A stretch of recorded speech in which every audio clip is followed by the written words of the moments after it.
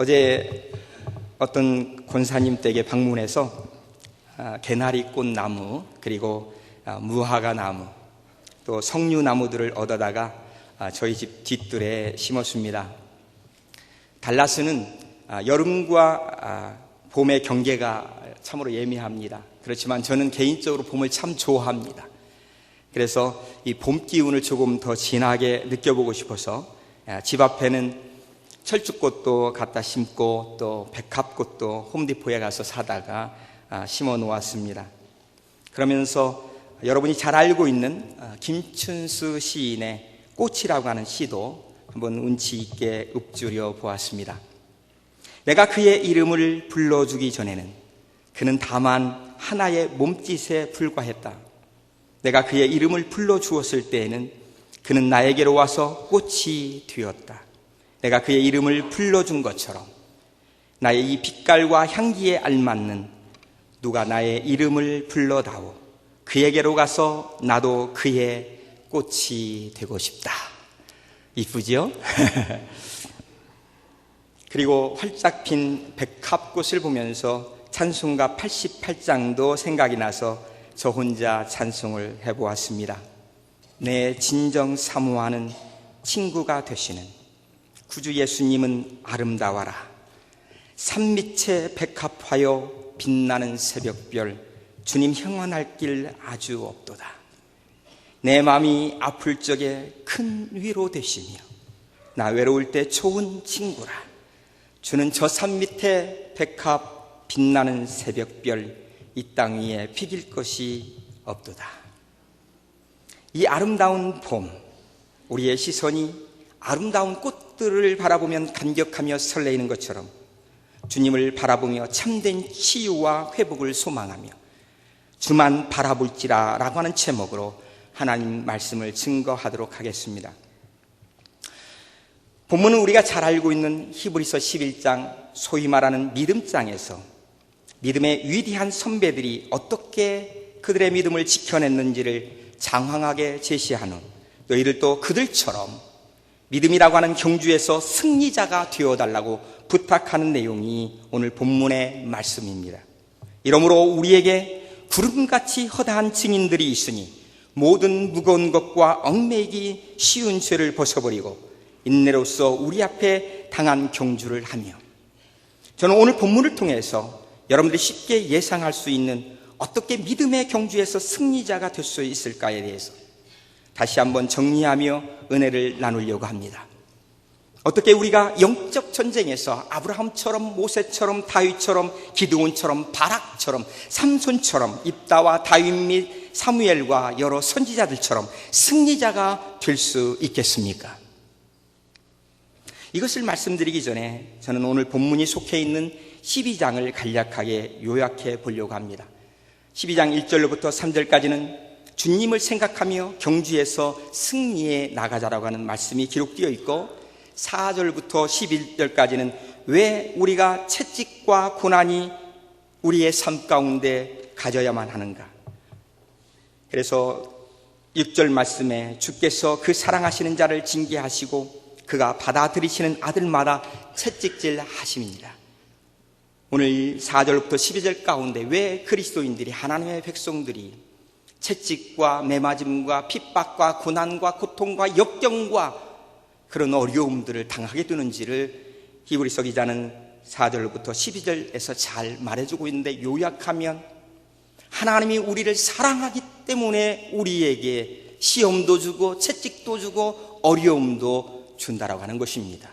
사생자라고 하면 죽은 아들에게는, 그가 마음대로 내는 아들에게는 그가 어떻게 해도 상관하지 않는 것처럼, 그러나 우리가 사랑하는 아들이 잘못된 길로 갔을 때에 정말로 가슴 아픈 마음을 부여잡고 그들을 야단치고, 그래도 듣지 아니하면 매도하며 또요 그를 벌도 주고 쫓아내기도 하고, 우리가 사랑하는 아들에게 사랑하기 때문에 그런 아픔과 고통과 역경을 그들에게 허락한다는 사실을 이 히브리서 기자는 4절로부터 11절에서 잘 말해주고 있습니다. 그리고 11절부터 17절에서는 이 징계와 시험과 핍박을 당할 때 그것을 잘 마치고 나면 어떤 유익함이 있는가를 얘기해 주고 있는데, 의의 평강의 열매를 맺게 되어지고 화평함과 거룩함을 그 고난의 과정을 통과하게 되어지면 받게 된다라고 설명해 주고 있습니다.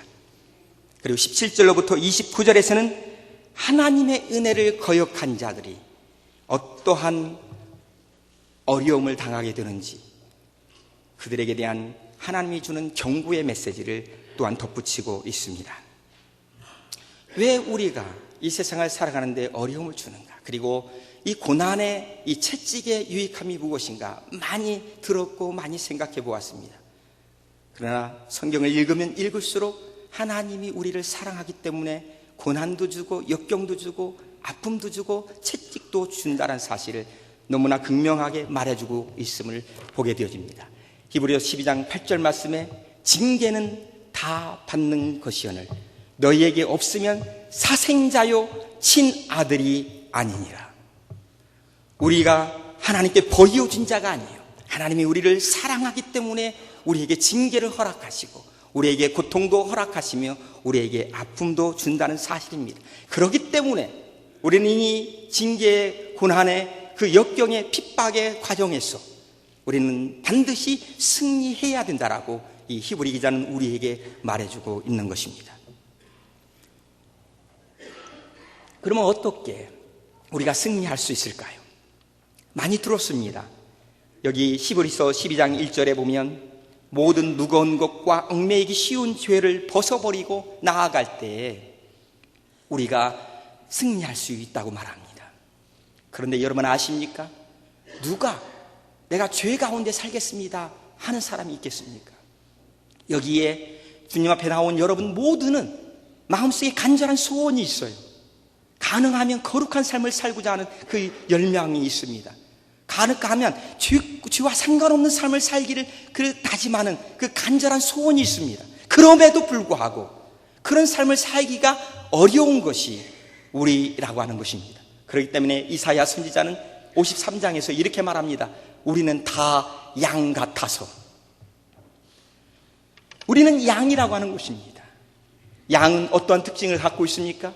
시력이 매우 약한 특징을 갖고 있습니다.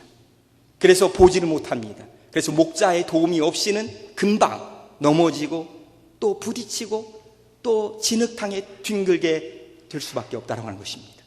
또 양은 어떤 특징이 있습니까? 그들은 참 순진한 것 같아요. 그런데 털 깎을 때에도 아무 거부 반응이 없이 그대로 털을 다 깎을 때 가만히 있는 그런 모습, 어떻게 보면 순진하지만 또 엄밀히 말하면 생각이 없는 멍청한 모습이 또 양의 모습이라고 많은 사람들이 지적을 합니다. 또 양은 이미지상 느낌에는 굉장히 깨끗한 것 같습니다. 양을 생각하면 어떤 색깔이 떠오릅니까? 하얀 순백의 아름다운 그 하얀 것을 여러분들이 떠오르게 될 것입니다. 그런데 사실 여러분들 직접 양을 한번 보신 적 있습니까? 목장에 가서? 농장에 가서? 하얀 털? 여러분 기대하지 마십시오. 아이보리색, 이 정도면 상당히 양호한 색입니다. 흙탕물의 더러운 모습들을 우리가 양의 모습 속에서 보게 되는 것입니다. 그렇습니다. 목자가 돌봐주지 아니하면 그는 나아갈 시력을 잃고 부딪히고 좌충우돌할 수밖에 없는 존재가 양이라고 하는 것입니다. 그리고 목자가 돌봐주지 아니하면 멍청해서 하는 짓마다 일을 저지르고 마는 것이 우리 양의 모습이라고 하는 것입니다. 그리고 겉으로는 깨끗한 것 같지만, 겉으로는 목사요, 겉으로는 장로요, 겉으로는 권사요, 집사요, 그러지만 실제 우리의 내면을 들여다보고 우리의 모습을 하나님 앞에 비춰보면 철저하게 더럽고 철저하게 냄새나고 철저하게 부끄러운 모습들이 우리 양의 모습이라고 하는 것입니다. 그렇기 때문에 이 목자에게는 반드시 필요한 존재가 있다라고 성경은 우리에게 가르쳐주고 있습니다. 바로 선한 목자인 것입니다.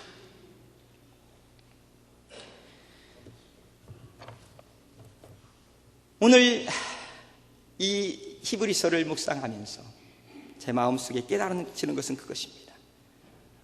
어떻게 하면 내가 이 죄의 모습을 벗어버리고, 그래서 아무 어그적거리는 것도 없이 담대하게 나아가 이 고난이라고 하는, 이 징계라고 하는 이 삶의 전쟁터에서 진정 승리자의 삶을 살 수 있겠는가? 우리의 의지로 되지 않습니다.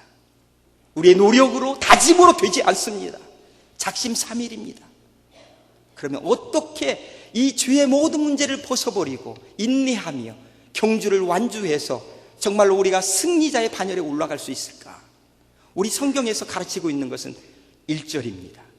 허다한 증인들을 이야기하고 있습니다. 이러므로 우리에게 구름같이 둘러싼 허다한 증인들이 있으니, 우리 주님께서는 내 스스로 어떤 결정을 하고, 그리고 죄를 벗어버리고, 그리고 정결한 삶을 살고 거룩한 삶을 회복해서 주님이 우리에게 주시는 그 경주를 완주하기를 기대하는 것이 아니라, 기대하지 않습니다. 주님은 우리를 바라볼 때 어린 양으로 기대하시지, 우리 스스로 알아서 나아가고 우리 스스로 알아서 씻고 우리 스스로 알아서 무엇을 하는 그런 성숙한 그 모습을 기대하는 것이 아니라 어린 양으로 바라보고 있다고 하는 것입니다. 그리고 나서, 그러기 때문에 너희들은 믿음의 선배, 믿음의 멘토, 믿음의 선생님들을 바라보고 따라가야 된다는 것입니다. 다른 말로 하면 너희들에게는 목자가 필요하다라고 하는 것입니다. 목자 중에 목자는 예수 그리스도입니다. 할렐루야. 그러나 예수 그리스도를 바라보기 전에 우리의 삶의 현장 속에서 많은 목자가 있다라고 하는 것입니다. 많은 영적인 스승이 있다라고 하는 것입니다. 많은 영적인 선배가 있다고 말합니다. 그리고 그들의 도움을 받아야 우리가 성공적인 인생을 살 수 있고 승리자의 반열에 올라갈 수 있다고 말합니다. 그러면서 히브리서 11장을 통해서 제시해 주는 거예요. 모세를 바라보라는 것입니다. 아브라함을 바라보라, 야곱을 보라는 것입니다. 다윗을 보라는 것입니다. 어떻게 그들이 그 삶의 현장 속에서, 그 삶의 전투 속에서 승리자가 되었는지 보라는 것입니다. 그래서 저는 다른 것을 이야기하지 않고 오늘 이 시간, 이 영적 전투, 우리의 삶의 그 시험과 고난의 현장 속에서 어떻게 승리자가 될 수 있는가, 그 비결을 한 가지만 나누기를 원합니다. 그것은 구름같이 둘러싼 허다한 증인들을 영적인 멘토로 삼고 그들을 닮아가자라고 하는 것입니다. 좋은 영적인 멘토를 만나는 것은 대단히 중요한 일입니다. 사무엘상 19장 18절 24절 말씀에 보면, 우리 한번 성경을 볼까요? 사무엘상 19장 18절로 24절까지 말씀입니다. 이 말씀을 보면 사울이 다윗에게 왕의 자리를 넘겨주고 같이 이제 정복 전쟁을 벌여나갑니다. 블레셋 군들을 향해서 물리치고 돌아오는데, 이제 이 성경에서 이렇게 말합니다. 다윗이 도피하여 라마로 가서, 그 구절이 아니에요. 사무엘상 18장 5절에서 9절입니다. 18장 5절에서 9절, 죄송합니다. 사무엘상 18장 5절에서 9절을 먼저 보겠습니다. 사무엘상 18장 5절에서 9절. 다윗이 사울에 보내는 곳마다 가서 지혜롭게 행하며 사울이 그로 군대의 장을 삼았더니 온 백성이 합당히 여겼고 사울의 신하들도 합당히 여겼더라. 무리가 돌아올 때 곧 다윗이 블레셋 사람을 죽이고 돌아올 때 여인들이 이스라엘 모든 성에서 나와서 노래하며 춤추며 소구와 경쇠를 가지고 왕 사울을 환영하는데, 여인들이 뛰놀며 창화하여 가로되 사울의 죽인 자는 천천히요 다윗은 만만이로다 한지라. 사울이 이렇게 이 말에 불쾌하여 심히 노하여 가로되 다윗에게는 만만을 돌리고 내게는 천천만 돌리니 그의 더 얻을 것이 나라밖에 무엇이냐 하고, 이 시기심이 사울의 마음속에 자리 잡습니다. 이제 같이 전쟁터에 나갔다가 승리하고 돌아오는데 문제는 항상 여인들의 질투입니다. 여인들이 어떻게 했냐면 사울을 향해서는 천천히요 다윗을 향해서 만만이라고 이렇게 차이가 나는 편애를 하기를 시작하는 것입니다. 또 사내들은 여인 내의 편애에 사정없이 약해지는 것입니다. 사울이 열이 받았습니다. 근데 열을 받고 뭐 그 자리에서 멈추면 괜찮겠는데, 남자들은 열을 이 질투에 한번 눈이 멀면 끝을 보려고 하는 경향이 좀 있습니다. 이 사울도 끝까지 다윗을 미워합니다. 미워하는 것으로 끝나는 것이 아니라 그를 죽이려고 합니다. 죽이는데 한 번 시도합니다. 두 번 시도합니다. 세 번 시도.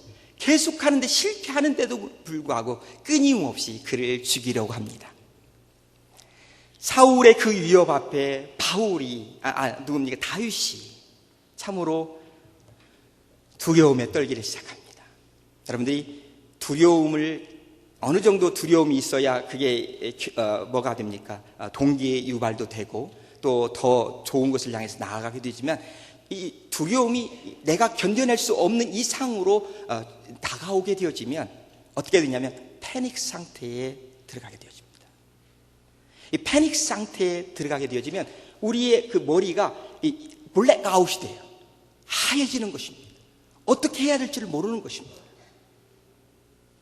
그때 다윗은 하나님 앞에 엎드렸습니다. 그리고 그가 어떻게 했느냐면 성령의 도움을 받아 자기의 영적인 스승인 선지자 누굽니까?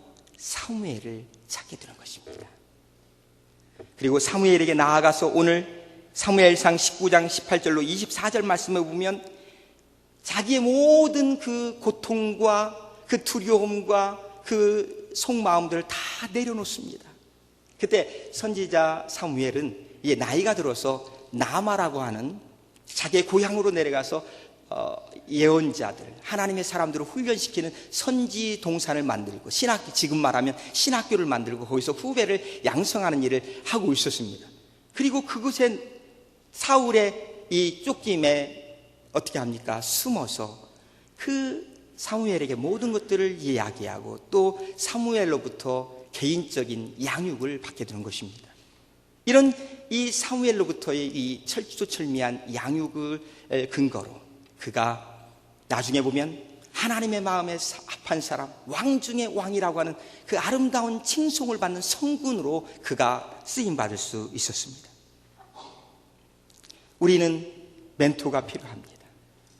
우리 신앙의 선배의 도움이 필요합니다. 어려움이 있습니까? 고통이 있습니까? 고난이 있습니까? 혼자 여러분들이 애쓰고 수고하는 것이 아니라 그 문제를 가지고 목사님 앞에 나아가야 돼요.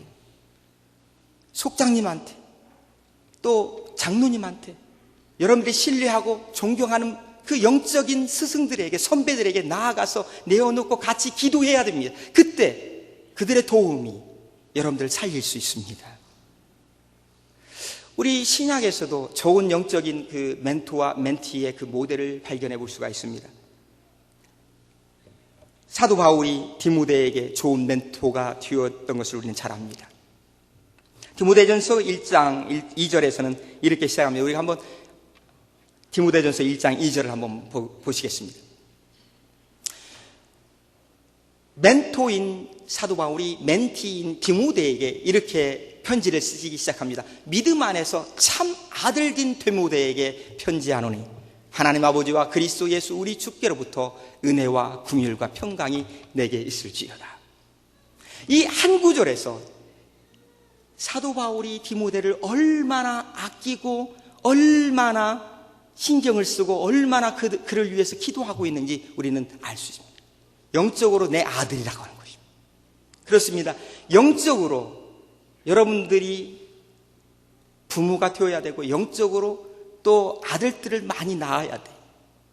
그래서 우리가 멘토로서 많은 사람들을 어려움 가운데 아직 신앙이 자라지 않는 많은 사람들을 주님 앞으로 인도하는 일을 하나님께서 우리에게 맡겨주셨어요. 이 사도 바울은 그 사명을 참 아름답게 감당하고 있는 것을 보게 됩니다. 그로부터 계속해서 이 멘티인 이 디모데에게 사도 바울은 계속해서 이렇게 말합니다. 거짓 교훈을 가르치지 말라. 또 이런 상황에서는 이렇게 하라. 너무나 구체적으로 상세하게 자세하게 디모데를 가르치고 권변하고 멘토링을 하고 있는 것을 우리는 보게 되어집니다. 그 한 예로 5장을 한번 보겠습니다. 디모데전서 5장입니다. 1절부터 2절입니다. 디모데전서 5장 1절부터 2절을 보겠습니다. 늙은이를 꾸짖지 말고 권하되 아비에게 하듯하며 젊은이를 형제에게 하듯하고 늙은 여자를 어미에게 하듯하며 젊은 여자를 일절 깨끗함으로 자매에게 하듯하라. 여러분, 목회자, 선배 목사로서 바울이 볼 때 디모데를 보니까 이 사람들의 관계, 성도들과의 관계가 좀 부족한 것처럼 보이는 거예요. 그래서 예정을 담아서 사랑의 마음을 가지고 이 디모데를 양육하고 이 멘토링을 하는데 너무나 섬세하게 가르치고 또 멘토링을 하고 있는 것을 보게 되어집니다.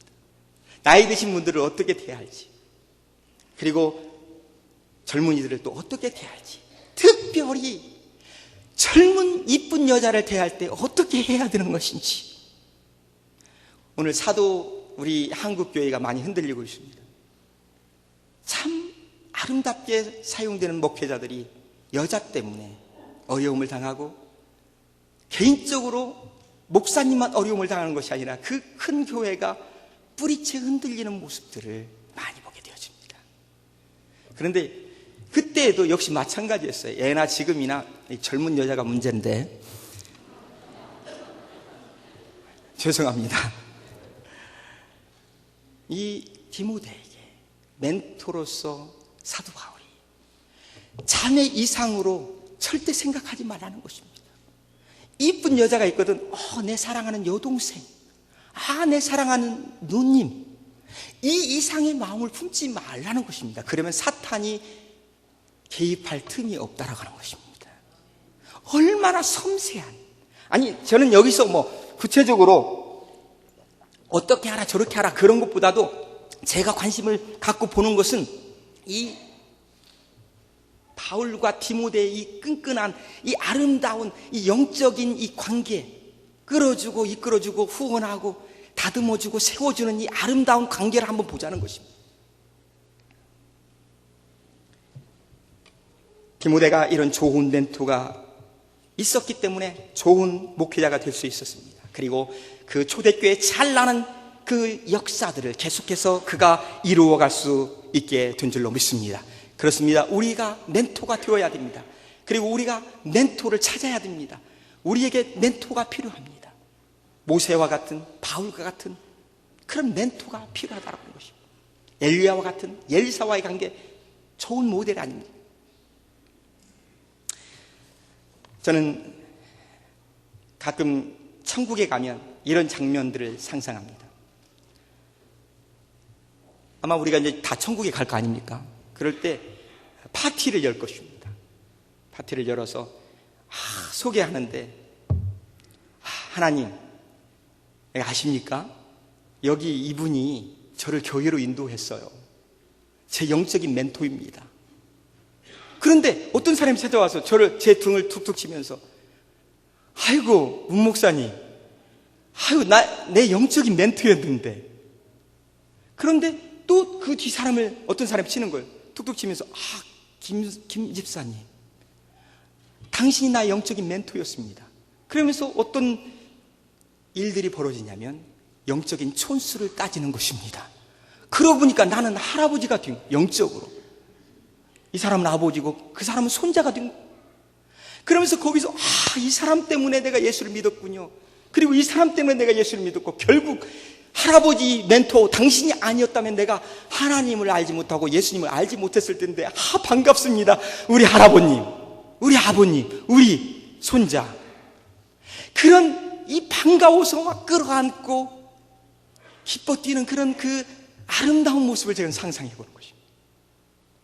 제가 여러분이 아시다시피 우리 학교에서 가르치고 있는데, 우리 사회복지학과에도 1년마다 그 가장 큰 이 컨퍼런스가 있습니다. CSWE, Council on Social Education이라고 해서 우리 모든 이 미국에 있는 사회복지학과를 교육의 퀄리티나 이런 교육의 방향이나 이런 것들을 다 정하고 이렇게 모니터링하는 그런 기관인데, 그 기관에서 전국에 있는 모든 교수들, 모든 학자들, 모든 전문가들 초청해서 컨퍼런스를 합니다. 작년에는 오레곤 주에 있는 포틀랜드에서 있어서 저도 갔습니다.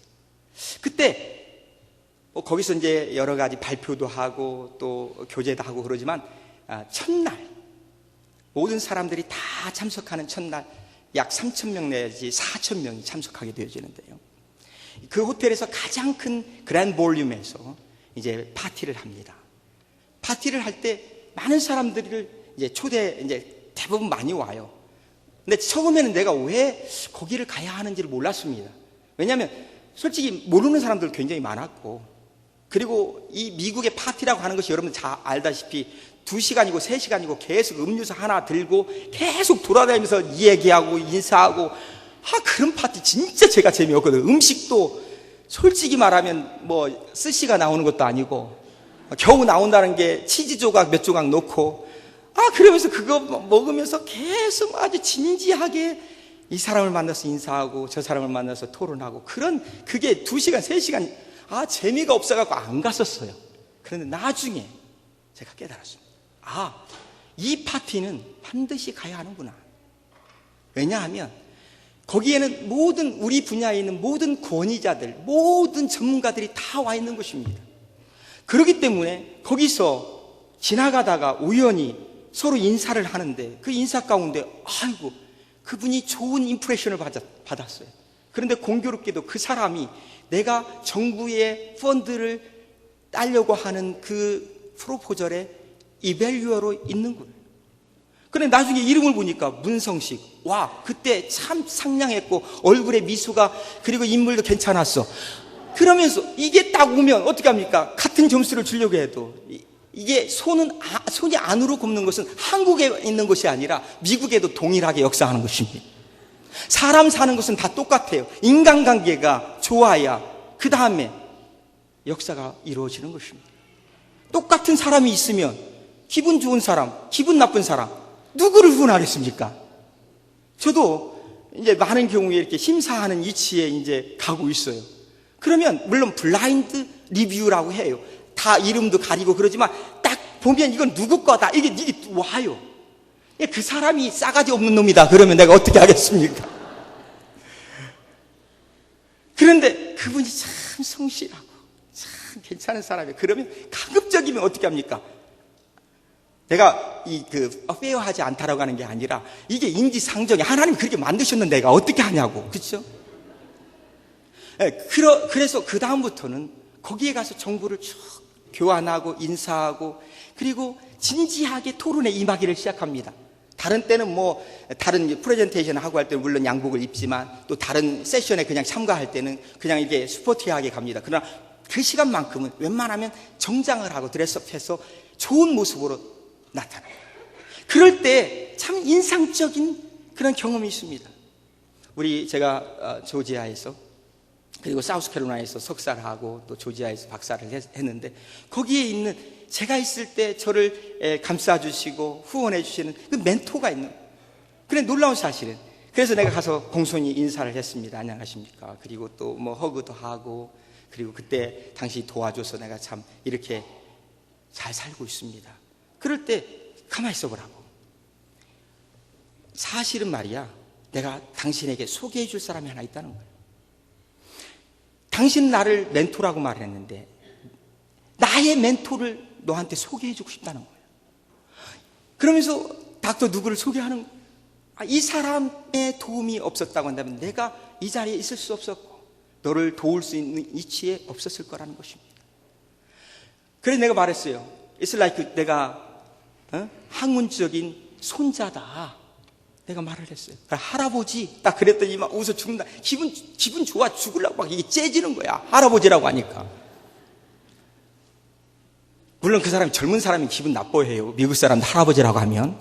그러나 그래도 나이가 지긋하고 연륜이 있었기 때문에.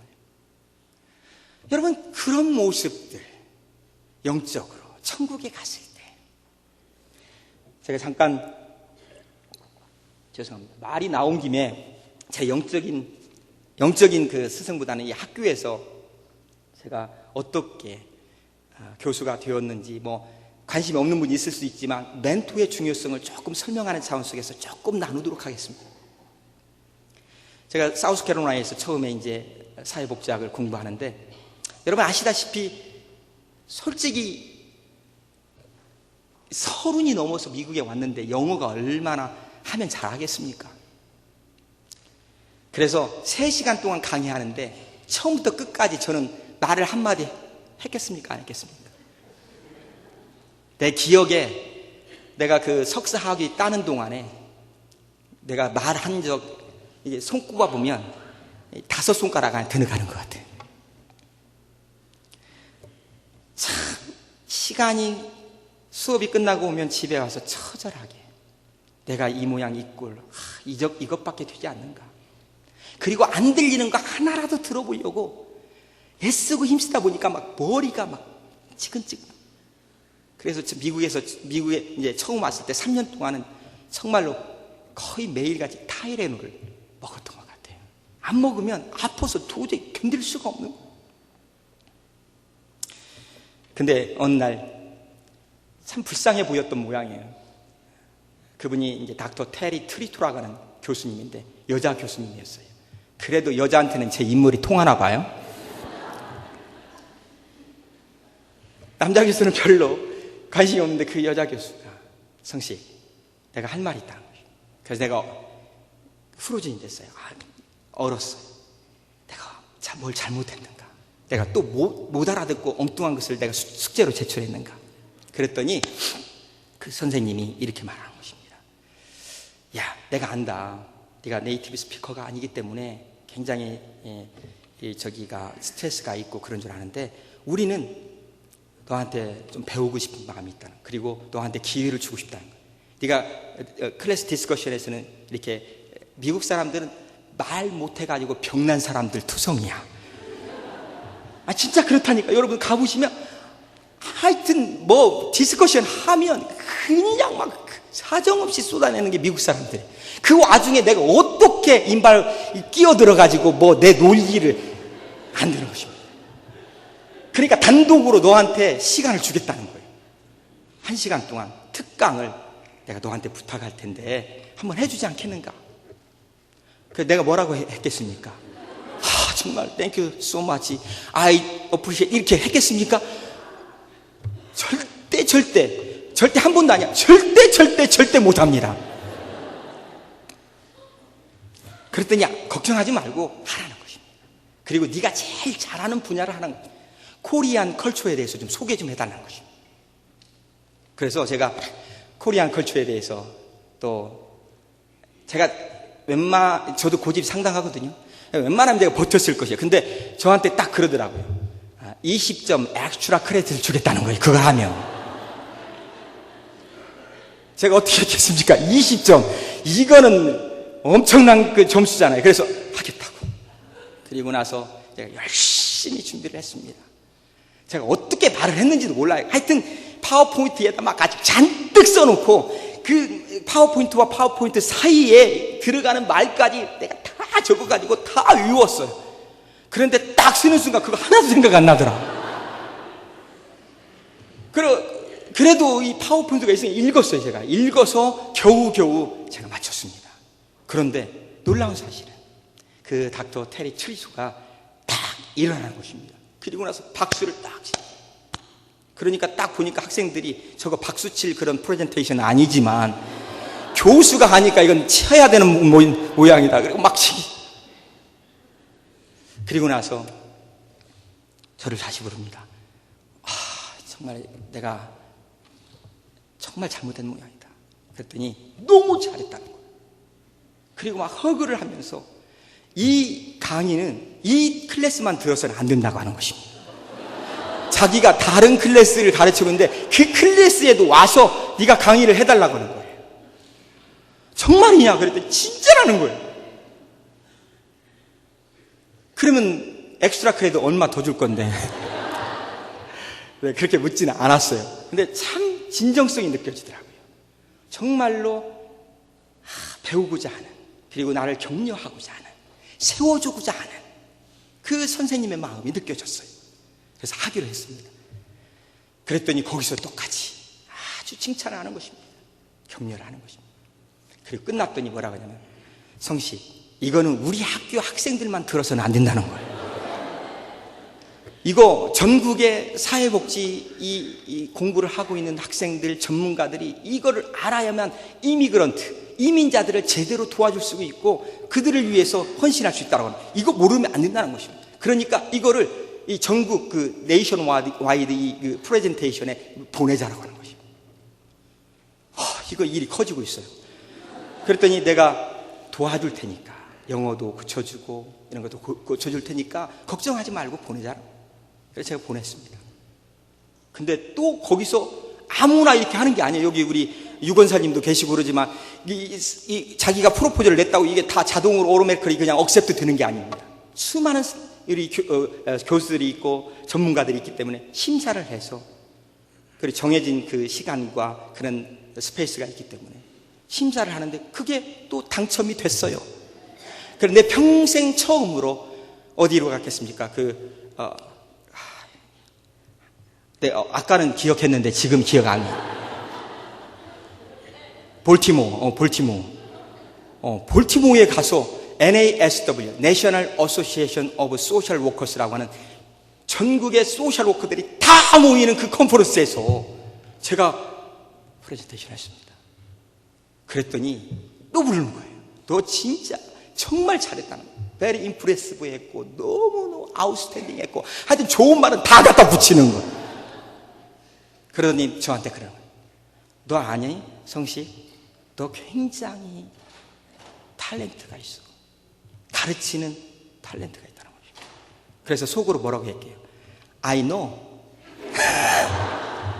내가 한글로 가르치는 거 정말 탤런트가 있다. 나 그 누구한테도 지고 싶은 마음이 없다. 그러나 영어로 No, I'm not sure. 그랬더니 그 교수님이 영어로도 탤런트가 있다는 것입니다. 그러니까 PhD를 하고 그리고 나서 박사가 된 다음에 미국 대학에서 가르치는 교수가 되었으면 좋겠다. 정말로 솔직히 말하면 그때 당시에 한 번도 미국 대학의 교수가 되는 거 꿈에도 생각해 본 적이 없어요. 그런데 그분이 저한테 소망을 심어줘요. 자기가 도와주겠다고 하는 것입니다.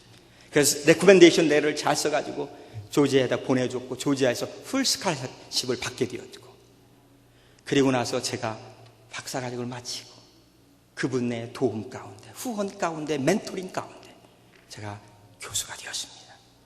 그리고 오늘 부끄럽지만 내세울 거 아무것도 없지만 하나님의 인도하신 가운데 그래도 쓰임받고 있는 이 축복을 누리고 있습니다. 그렇습니다.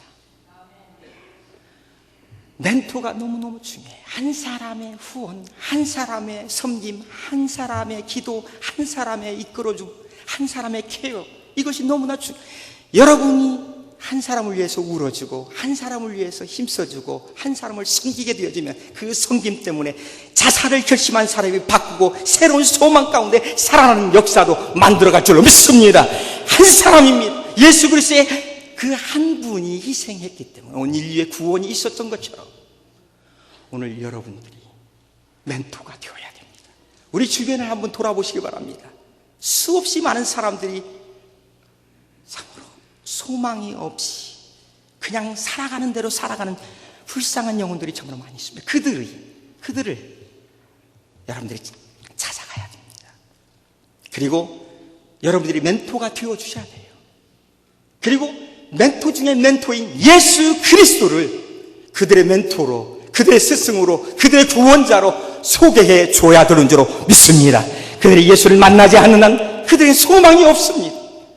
그들이 어떻게 예수를 만날 수 있겠습니까? 여러분들이 전하지 않는 한, 여러분들이 도와주지 않는 한 그들은 예수님을 만날 수 없는 것입니다. 최근에 극장가에서 화제가 되어 있는 아카데미 최우수 작품상을 수상한 킹스 스피치, 왕의 연설을 볼 기회가 있었습니다. 이건 실화입니다. 2차 대전 직전 영국 왕실의 왕이 된 조지 6세의 이야기입니다. 그러나 그는 말더듬이로 국민과의 소통과 연설이 불가능했던 사람이었습니다. 그의 본명은 알버트. 그는 어린 시절 유모의 학대와 그리고 왼손잡이라고 하는 아버지에게 왼손잡이라고, 다른 이유도 아니고 왼손잡이라고 아버지에게 심한 질책을 받은 것이 원인이 되어서 말을 더듬는 장애를 안고 살아가게 됩니다. 그의 아내 엘리자베스가 여러 가지 노력을 시도하지만 모두 실패하고 맙니다. 이때 호주에서 온 실패한 영국 배우가 독특한 치료법을 사용하고 그 치료법이 효과가 있다는 소식을 듣고 그를 찾아갑니다. 치료사 라이오넬이라고 하는 사람입니다. 앞으로 이름이 너무 어려워서 이름 말하지 않고 치료사라고만 말을 하겠습니다. 이 치료사가 상대가 왕자인 것을 알고도 자기의 이름을 부르는 평등한 친구의 입장에서, 그리고 자기와 마음을 열고 함께 시간을 보내야 한다는 조건을 내겁니다. 여러 가지 기복을 겪지만 마침내 그를 말더듬이 장애로부터 벗어날 수 있도록 만들어줍니다. 마침내 히틀러가 통치하던 독일에 맞서서 선전포고와 아울러 국민들을 설득하는 그 연설에서 그가 그의 도움 가운데 성공적으로 그 연설을 마치게 되어지고 수많은 국민들로부터 지지와 함성을 받게 되어집니다. 치료사는 연설을 시작하는 왕에게 이렇게 말합니다. 왕이여, 걱정하지 마십시오. 내가 당신 곁에 있을 것입니다. 당신을 지켜보고 있을 것입니다. 그리고 내가 이렇게 사인을 하면 조금 톤을 올리시고, 내가 이렇게 하면 포즈 하시고, 그 다음 이렇게 하면 그 다음 구조를 하시면 됩니다. 아주 이 오케스트라를 연주하는, 오케스트라를 지휘하는 지휘자처럼 그 왕을 인도해 내기를 시작합니다. 그리고 마침내 엄청난 파워풀한 연설을 마치게 되는 것입니다. 저는 이 영화를 감상하는 내내 내 인생의 치료사가 되어주신 예수님을 생각하며 참 많이 울었습니다. 저의 우울한 10대, 20대의 모습을 돌아봅니다. 참 가난한 삶을 살았던 것 같아요. 경제적으로도 어려웠고 가정적으로도 참 불우한, 난 그때는 불우한 집안 환경이라는 거 이해가 못했는데 나중에 지나고 보니까 정말로 불우한 환경이었더라고요. 정말로 똥꼬녕이 찢어지게 가난하다는 이 시골 사람들이 말을 많이 했거든요. 하루는 제 여동생이 있어요. 이름이 양미인데, 문양미. 양미가 우리 고모네 집을 놀러 가서 안 오는 거예요. 근데 내가 데리러 갔어요. 갔더니 우리 고모네 집은 좀 잘 살았어요. 논도 많이 있고, 우리는 아침에 감자 먹으면 점심에 고구마 먹고 저녁에는 맹물 먹고 그냥 자는데, 그 집은 쌀밥을 먹고 고기도 먹고. 얘가 거기 놀러 가서 점심때가 되었는데 안 오고 계속 머뭇머뭇거리는 거예요. 왜 그러냐면 조금 있으면 쌀밥을 얻어먹을 수 있고 고기를 얻어먹을 수 있으니까. 밖에서 보니까 오빠로서 잠시 갈등을 했어요.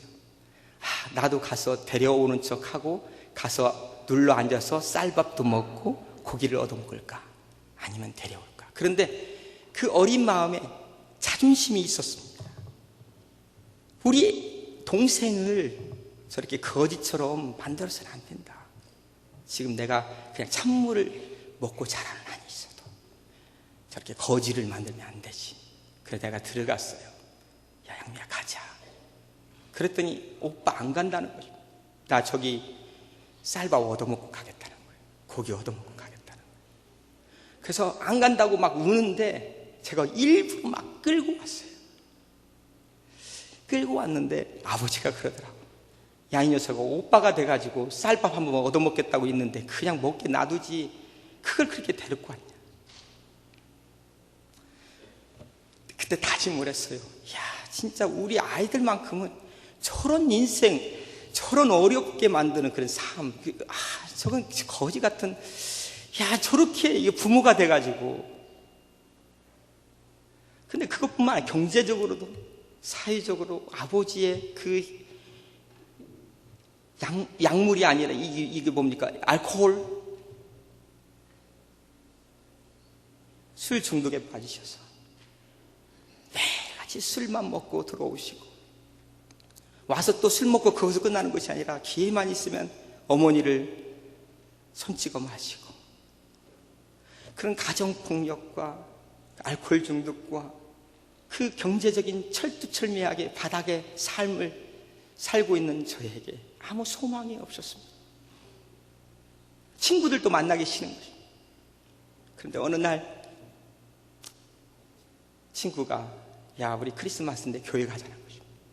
교회 가면 우리 얻어먹는다는 거예요. 그 얻어먹는 것 때문에 안 가려고 했어요.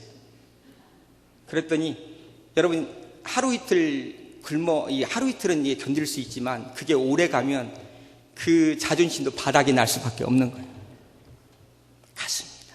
다행히 제 마음속에 그 하나님이 주신 그 심성이 있었던 것 같아요. 하나님을 사랑하고 하나님을 사모하는 심성이 있었던 것 같아요.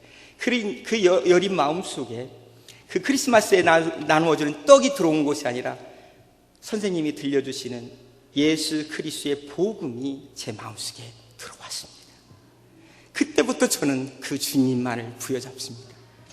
고통이 있을 때마다, 아버지가 어머니를 때릴 때마다 저는 교회로 달려갑니다. 그리고 무릎 꿇고 아버지를 위해서, 어머니를 위해서 기도합니다. 그때마다 주님께서 저를 안아주시고 격려해 주시고 위로해 주시고, 사랑하는 아들아, 걱정하지 말라. 내가 너와 함께한다. 내가 너의 후원자가 돼. 걱정하지 말아라. 그리고 그가 저의 인생을 이끌어 주십니다. 예수 그리스도는 저에게 위대한 멘토이셨습니다.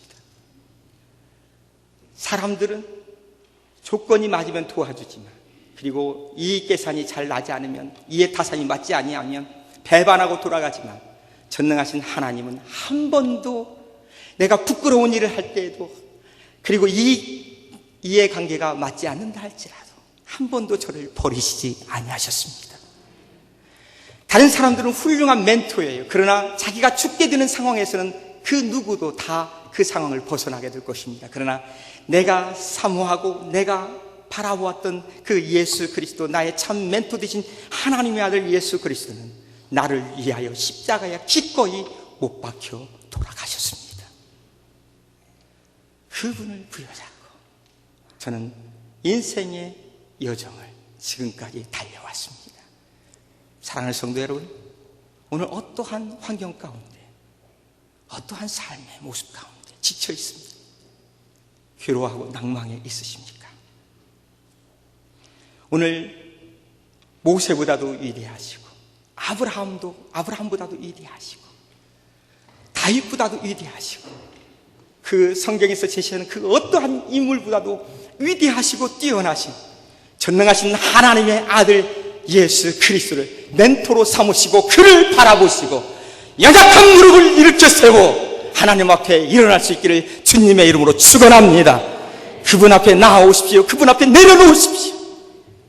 그분 앞에 내려놓으면 그분이 여러분들을 세우실 것입니다. 그분이 여러분의 인생을 책임져 주실 줄로 믿습니다. 그분이 여러분들의 문제를 해결해 주시고 새로운 능력 가운데 여러분들을 들어 사용하게 될 줄로 믿습니다. 오늘 성경이 계속해서 우리에게 말합니다.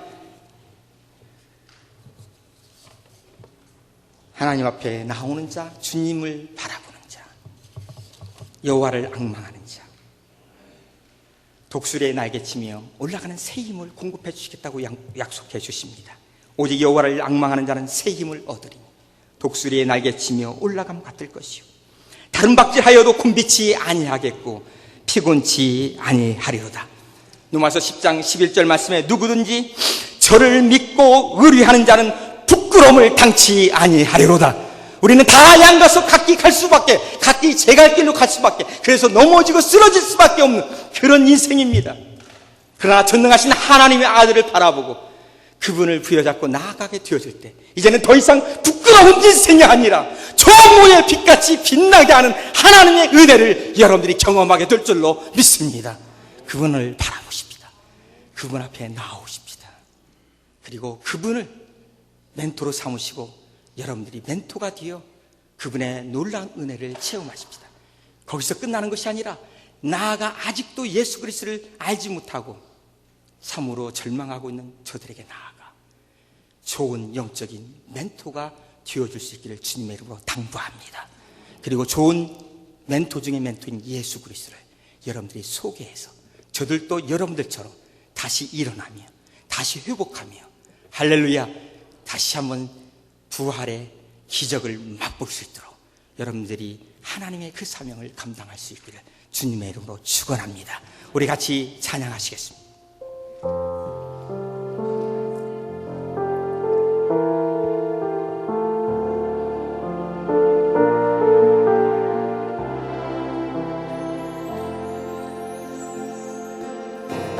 내가 주인 삼은 모든 건 내려놓고 내 주 되신 주 앞에 나가 내가 사랑했던 모든 건 내려놓고 주님만 사랑해. 한 번 더 고백합니다. 내가 주인 삼은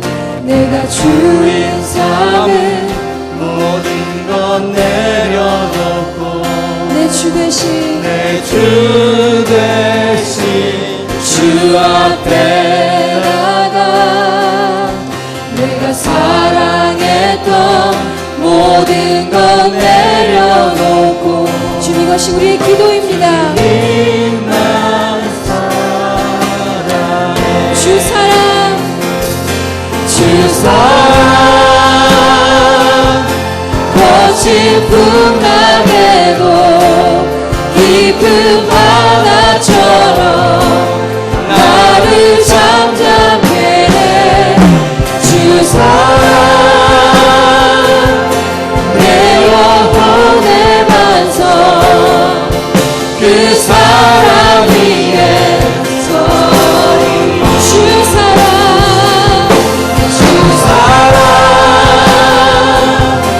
거친 풍랑에도 깊은 바다처럼 나를 잠잠케 해 주 사랑 내 영혼의 반석 그 사랑 위에 다 같이 일어나서 같이 찬양하시죠. 주 사랑 거친 풍랑에도 깊은 바다처럼 나를 잠잠케 해 주 사랑 내 영혼의 반석 그 사랑 위에 다 같이 두 손을 다 들고 주 사랑 주 사랑